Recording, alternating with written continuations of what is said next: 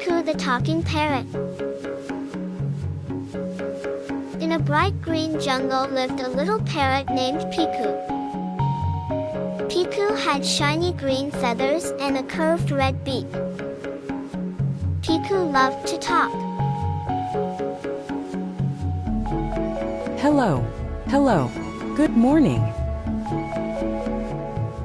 All the animals smiled when they heard Piku's voice. You make us laugh, Piku. Your voice is so cheerful. But one day, Piku saw a lost baby bird crying softly. I can't find my mama. Piku flew high into the trees and called loudly. Mama bird, Mama bird. His voice echoed through the jungle. Soon, Mama bird came flying fast. My baby.